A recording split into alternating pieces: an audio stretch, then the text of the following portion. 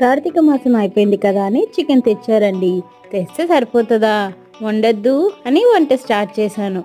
Chicken ఒకటి సరిపోతుందా? మన తెలుగు వాళ్ళందరికీ అన్నం అంటే ఒక ఎమోషన్, ఒక మ్యాండటరీ కదా.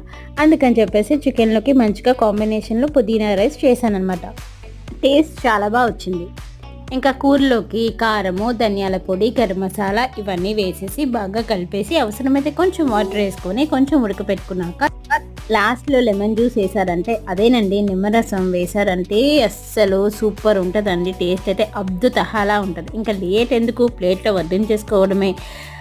ఇలా చాలా రోజుల తర్వాత తింటున్నానో ఏమో తెలియదు కానీ టేస్ట్ అయితే చాలా బాగా వచ్చిందనమాట.